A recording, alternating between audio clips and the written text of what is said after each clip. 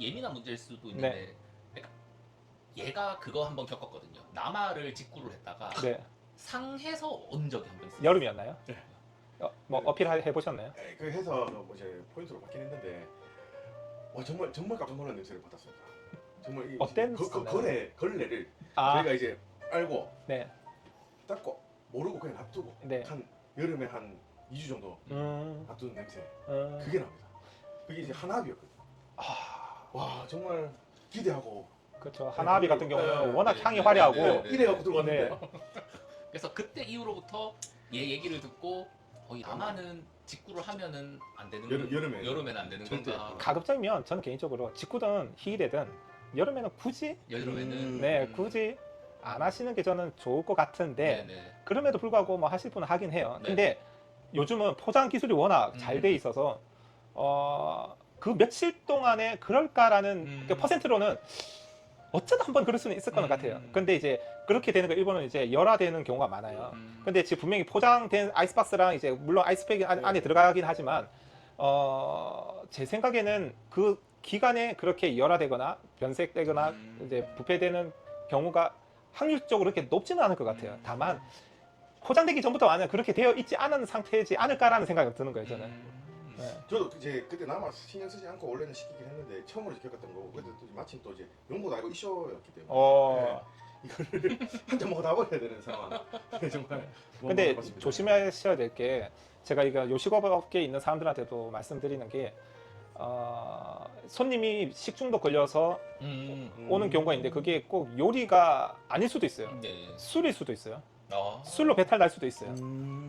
예전에 한국의 서울에 어느 호텔이라 제가 말씀을 못 드리는데 호텔에 직원 교육을 하러 갔는데 사케 교육하고 이렇게 하는데 지배인님이 저보고 이 술 한번 좀 봐주세요 하더라고요. 그래서 그 술을 보니 실지렁이 같은 부분이 막 이렇게 술 안에 있어요. 근데 생명체가 아니에요. 뭐냐면 선입 선출을 안 하다 보니 온도 변화가 자주 왔다 갔다 하다 보니 술 안에 있는 단백질이 실지렁이처럼 덩어리가 진 거예요. 그래서 저 제조 연월을 보니 6년이 지난 거예요. 예. 그러니까 선입 선출이 안 됐던 우리가 알고 있는 인류 호텔은 아니었어요. 네, 인류 호텔은 아니었는데 그래서 거기에 제가 바로 그냥 오픈했어요. 집에 한번 마셔보시겠어요? 그러니까 이거 그럼 손님한테 파실 거냐고. 예. 그래서 제가 맛을 보니 일단 상했더라고요. 그러니까 만약 6년 동안 냉장고만 보관했다면 맛은 변했지만 탈날 정도의 그 정도는 아니어서 개의치 않고 마실 사람이라고 한다면 마실 수는 있을 것 같아요. 다만 그 상태는 배탈 날 수 있을 것 같은 상태여서 이거 버리세요. 그리고 오늘 당장 모든 주류를 선입 선출 확인하시고 최소 FM대로 하려면 일주일에 한 번씩 선입 선출 확인을 하셔야 되고 적어도 한 달에 한 번씩은 선입 선출 확인하셔야 됩니다. 어차피 베브리지 월말 정산할 때 체크하면서 이것도 같이 돼야 되는 부분인데 이게 안 된 부분이라고 6년 동안 지금 이게 안 팔릴 정도로 이렇게 됐다면 분명히 직원들도 항상 있었던 부분이기 때문에 자신 없어서 못 팔았지 않았을까? 라는 생각이 든다. 그리고 6년이면 분명히 주류 리스트가 여러 번 바뀌었을 거다. 그래서 지금 이거는 아마 주류 리스트에도 없는 게 여기 냉장고에 남아있지 않았을까라는 생각이 든다. 그래서 이런 거 다시 어쨌든 손님한테 배탈 안 날 정도로 이렇게 저한테 확인됐으니까 다행이다 오히려. 그러니까 이제부터는 다시 한번 체크해 보시면 좋으실 것 같습니다라고 했거든요. 그래도 요 얘기가 나왔기 때문에 또 제가 또 질문을 네. 드렸는데 이것도 아마 궁금해 많이. 그러니까 결국에는 이제 그 유통기한이라는 그쵸. 우리가 말하는 이제 네. 흔히 말하는 유통기한에서 상당히 많이 궁금해하시는 분들이 많더라고요. 사케에 대한 이제. 그러니까 이런 겁니다. 일본하고 한국하고 큰 차이점이 뭐가 있냐면요. 일본 사케 보면 여기에 보면 유통기간이라는 단어가 안 적혀 있어요. 한자 그대로 읽으면 상미기간이라고 적혀 있어요. 일본어 쇼미기겐이라고 하는데 쇼미기겐, 상미기간이랑 유통기간의 차이점은 뭐냐면요. 유통기간 더 이상 유통해서는 안 되는 시기를 뜻하고요. 상미기간은 자 이게 만약에 초콜릿 맛이라고 가정할게요. 초콜릿 맛이 초콜릿에서 코코아로 변하는 시기를 1년 기준으로 잡으면서 이걸 상미기간을 정하는 거예요. 더 이상 유통해서는 안 된다, 마시면 안 된다라는 뜻이 아니고요. 본래의 맛과 향이 변하는 시기를 1년으로 설정을 해놓고 이 상미기간 안에 1년 안에가 컨디션이 그나마 가장 좋을 것 같습니다라는 뜻이에요. 항상 상자 이런 느낌인 거네. 네. 뭐 이게 똑같은 맛, 네. 그런 거. 네. 그래서 상미기간이랑 유통기간 그 차이이기 때문에 사케는 가급적이면 1년 안에 마시라는 이유 중에 하나가 뭐냐면 가장 컨디션이 좋고 이 맛과 향을 즐기기 위해서는 1년 안에 드시는 게 좋다. 더 베스트는 반년 안에 반년 안에. 네. 냉장 보관을 잘한 상태에서 온도를 가장 시기적절하게 딱 맞춰서 드시면 더 좋다라는 게 베스트인데 가끔가다 이런 경우 있죠. 일본에서 여행 갔다가 술을 사와요. 면세점에서. 그 다음에 아무 지식이나 경험 없는 분들이 제일 많이 하는 실수가 뭐냐면 왜 우리가 위스키 보관하는 뭐 찬장이라고 해야 되나요? 뭐 그런 공간에다가 위스키하고 똑같이 사케를 옆에다 두고 그냥 보관해놔요. 제가 보시 예. 깜짝 놀랐습니다. 예. 근데 그게 1, 2년 지나잖아요. 특히 그런 게 어디에 있냐면 거실에 많아요. 근데 거실은 일단 사람이 제일 생활을 제일 많이 하는 공간이다 보니 여름에 에어컨을 틀긴 하죠. 근데 겨울에 어떻게 해요? 온도를 틀다 보니까 온도가 상당히 올라가 있죠. 그럼 여름과 겨울에 온도 차이가 갭이 있겠죠. 그러면 그게 1년, 2년 지나면 어떻게 되냐면 일단은 갈변해요. 색깔은. 항토색에서 진한 갈색까지도 갈 수 있고 더 심하면 간장 색깔까지도 갈 수 있어요. 그래서 가장 좋은 게 이제 보관인 거죠. 그래서 좀 유통기간에 대한 부분이라고 한다면 단순히 기간만 따지는 게 아니고요. 온도, 자외선 차단, 흔들림 차단 그 조건이 맞춰진 상태에서 1년이라는 거거든요. 그때 얘기하시기로는 사케를 냉장고에 보관할 때 문이 아니고 제일 안쪽에 보관하라고 말씀하셨던데. 그거는 뭐냐면 네네. 문 쪽은 자주 열다 닫잖아요. 예를 들어서 4인 가족이라고 할게요. 네네. 4인 가족이 특히 여름에 기준을 한다면 최소 하루에 100번을 열 거예요. 네네. 100번을 열었다 닫았다. 4인 기준이라고 본다면. 그러면 문짝에 보관한다면 자 문짝에 사케가 있으면 얼마나 흔들리겠어요. 열다 닫았다 열다 닫았다. 그렇죠. 네. 물론 요즘은 뭐 시스템 저 냉장고 같은 경우는 밖에서 그냥 문만 딱 열어서 얼음만 깨거나 아니면 생수만 꺼낼 수도 있죠. 문 안 열고. 그렇다 하더라도 어쩔 수 없이 열게 되거든요. 근데 그 진동이 사케 상미 기간에 악영향을 끼치기 때문에 그래서 차라리 보통 가정용 냉장고는 이 정도 높이의 칸막이가 아니잖아요. 네네. 이거보다 좀 좁죠. 그래서 그냥 눕혀서 보관해라는 거지 눕혀서 보관하는 게 FM이다라는 뜻은 아니거든요. 그래서 안쪽에 보관하면 아무리 냉장고 열다 닫다 진동은 상대적으로 적을 거고 그거보다 더 베스트는 차라리 김치 냉장고 넣어놓으면 좋다. 와인셀러랑 김치 냉장고랑 거의 비슷한 시스템이고 김치 냉장고는 영하 5도나 0도 전후이기 때문에 사케가 가장 베스트인 게 5도 전후가 가장 좋거든요. 물론 주종에 따라서 조금씩 틀릴 수는 있지만 그래서 그거 또 자주 안 열죠.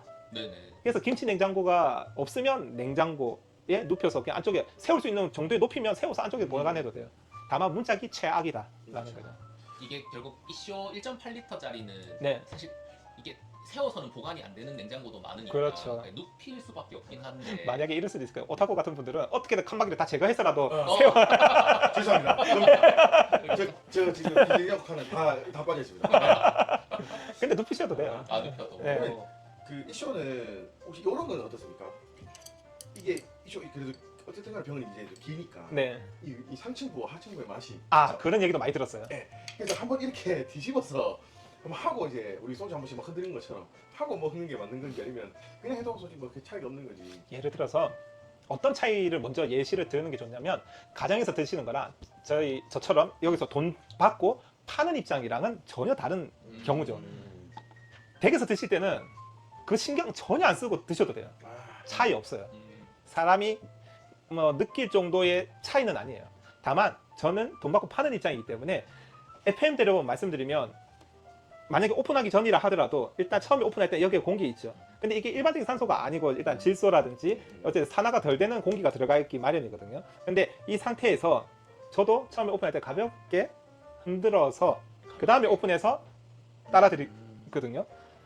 그리고 만약에 이렇게 오픈하고 좀 어느 정도 판매하고 한 절반 정도 남은 상태라고 하더라도 무조건 가볍게 흔들어서 위에 있는 부분이랑 밑에 있는 부분이랑 섞이게끔 대신 손님이 드시기 전에 제가 먼저 테스팅을 하죠. 항상 영업하기 전에 전날에 오픈했던 거는 제가 먼저 테스팅하고 하는 건 무조건 다 폐기해요. 왜? 저는 돈 받고 파는 입장이기 때문에 그걸 타협 못하면 잔술로 절대 판매를 할 수가 없거든요.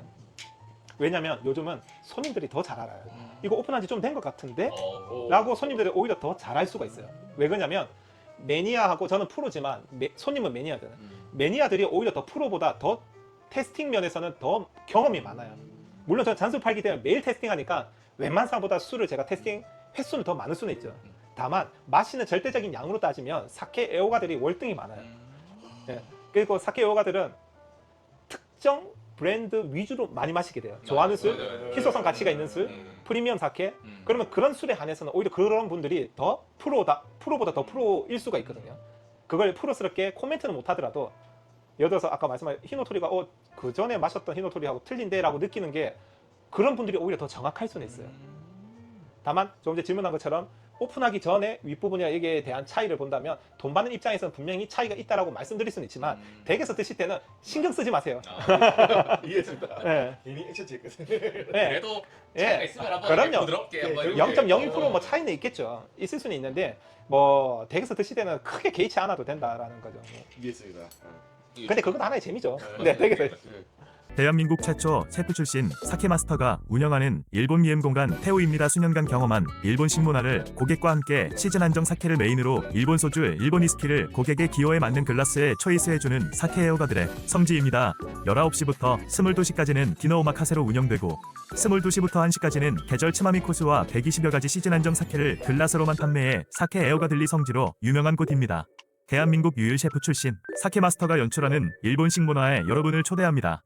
지금 드린 거는 카모니시케에서 니가타현. 지금 뭐 1, 2위 할 정도로 니가타현의 술을 좀 유행이라고 해야 되나? 니가타스러운 술에서 조금 새로 도전하게 된 술이죠. 그래서 니가타스럽지 않은 술이라고 오히려 말씀드릴 수가 있는데 좀 모던한 타입이면서 그리고 지금 이거 같은 경우는 이제 134번 이게 뭔데 탱크 넘버예요. 그래서 이게 사용 원료도 여기 적혀 있는데 비젠 오마치라고 하는 예를 들어서 고베에서 서쪽에 바로 옆에 있는 현이 오카야마 현이라고 있습니다.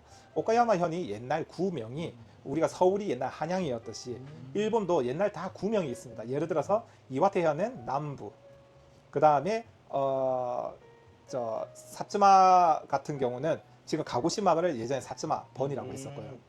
그래서 현마다 옛날 구명이 다 있는데 예를 들어서 니가타 여기 소재지는 에치고, 후쿠이현 이쪽 라인은 에치젠. 그래서 다 명칭이 다른데 비젠이라고 하는 게 뭐냐면 오카야마 현이 옛날 비젠이라고 했었거든요. 비젠 번이라고 했습니다.